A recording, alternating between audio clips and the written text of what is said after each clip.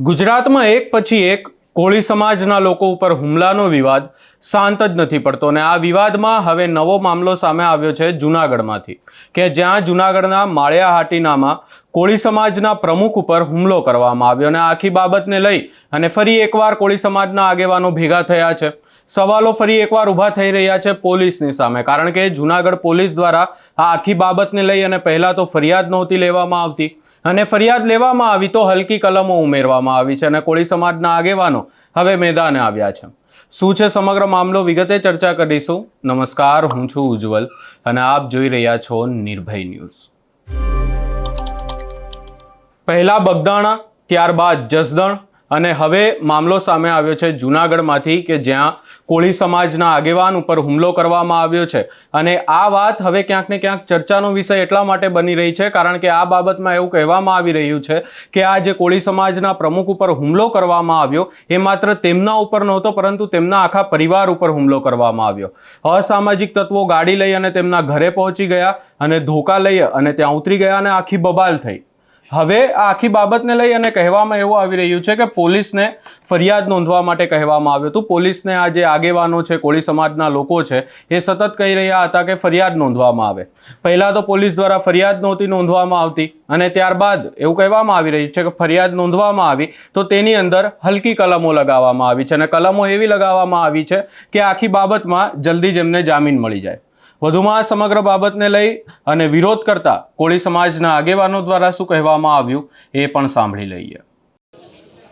ધીરુભાઈ પરિવારને ન્યાય આપો, ધીરુભાઈ પરિવારને ન્યાય આપો, અસામાજિક તત્વો પર કાર્યવાહી કરો, અસામાજિક તત્વો પર કાર્યવાહી કરો, ધીરુભાઈ પરિવારને ન્યાય આપો, અસામાજિક તત્વો પર કાર્યવાહી કરો, ધીરુભાઈના પરિવારને ન્યાય આપો, ધીરુભાઈના પરિવારને ન્યાય આપો, અસામાજિક તત્વો પર કાર્યવાહી કરો, અસામાજિક તત્વો પર કાર્યવાહી કરો, અસામાજિક તત્વો પર કાર્યવાહી કરો, ધીરુભાઈના પરિવારને ન્યાય આપો, ધીરુભાઈના પરિવારને ન્યાય આપો, અસામાજિક તત્વો પર કાર્યવાહી કરો, અસામાજિક તત્વો પર કાર્યવાહી કરો, ધીરુભાઈના પરિવારને ન્યાય આપો, ધીરુભાઈના પરિવારને ન્યાય આપો, અસામાજિક તત્વો પર કાર્યવાહી કરો, અસામાજિક તત્વો પર કાર્યવાહી કરો, ધીરુભાઈના પરિવારને ન્યાય આપો, ધીરુભાઈના પરિવારને ન્યાય આપો, અસામાજિક તત્વો પર કાર્યવાહી કરો, ધીરુભાઈના પરિવારને ન્યાય આપો, ધીરુભાઈના પરિવારને ન્યાય આપો, ધીરુભાઈ સાહેબ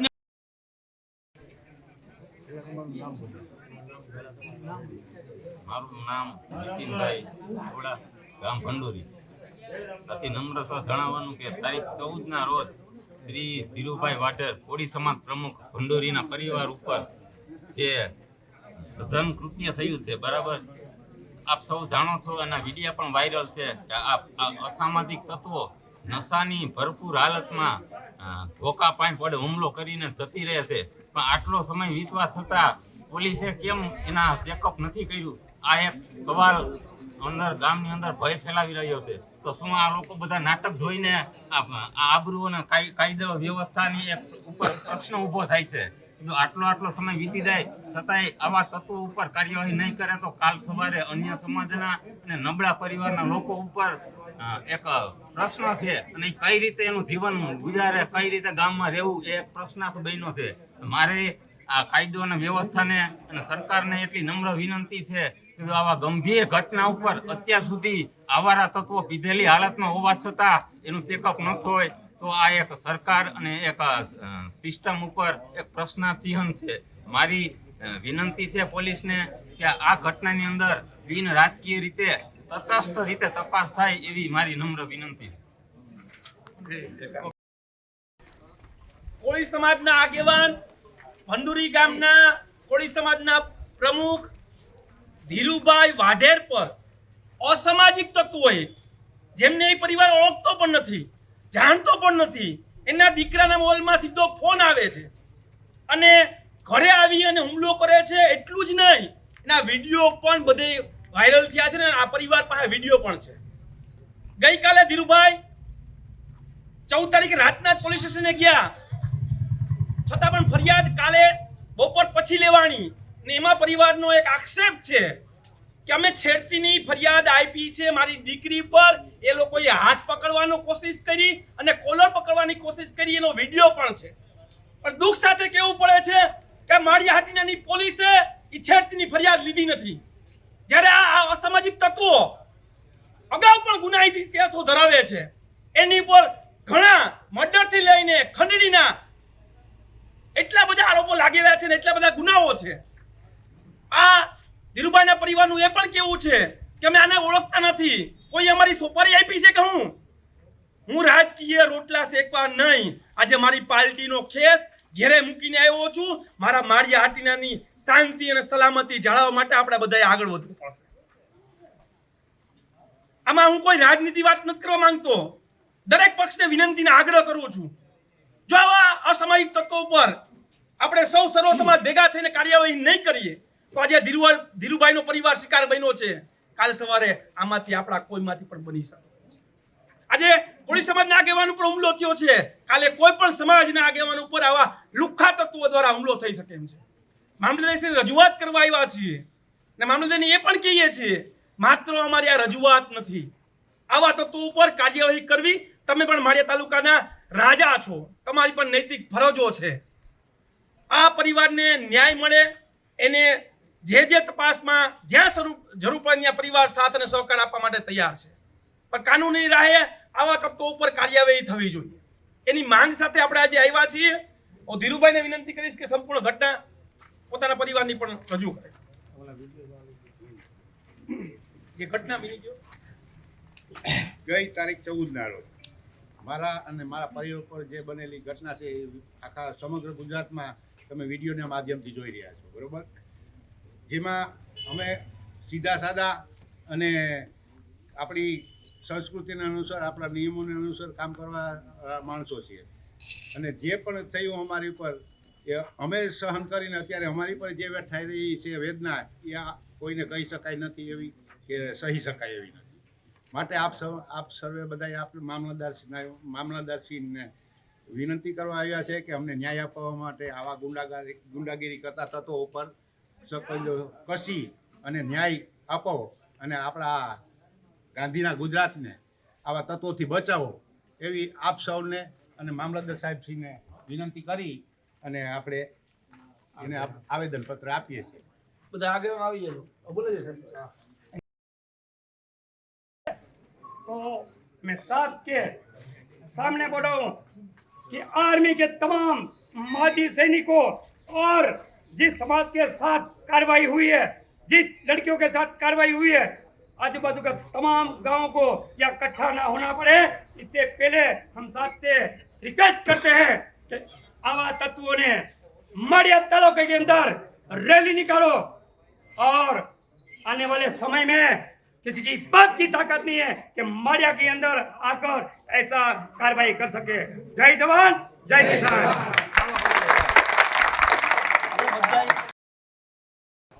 આવા નતો જેને આ પરિવાર ઓળખતો પણ નથી, લાકડીઓ ધોકા અને પાઇપો લઈને ખુલ્લેઆમ એ વિડીયો પણ છે. આ રીતનો પરિવાર વિડીયો પણ એ પરિવારે એફઆઈઆર દાખલ કરાવી. કાલે સર એફઆઈઆર દાખલ થાય છે. સત્ય વસ્તુ એ છે કે આ તત્વો છે ગુનાહિત ઇતિહાસો ધરાવે છે, એની પર ઘણા કેસો દાખલ થયેલા અને એક ગેંગ ચલાવે. આ પરિવારને ન્યાય માટે આજે જો આ પરિવાર ઉપર હુમલો થયો છે, આવા તત્વો ઉપર કાલે કાર્યવાહી નહીં થાય તો આવનારા સમયમાં આ પરિવાર જેમ શિકાર બન્યો એમ અન્ય માળિયા હાટીના તાલુકામાં કાયદા અને વ્યવસ્થાની પરિસ્થિતિ અતિ ગંભીર બને છે, ગંભીર બની છે. આ ઘટના કોઈ સામાન્ય ઘટના નથી. નેશનલ હાઈવે ઉપર કોઈ લાકડાના ધોકન પાઇપો લઈને આવે અને પોલીસ તમાશો જોતી રહી અને 2 દિવસ સુધી કોઈ કાર્યવાહી ન કરે.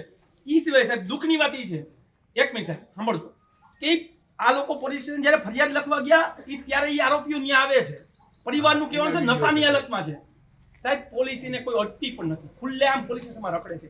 એ પણ પરિવાર પાસે વિડીયો છે.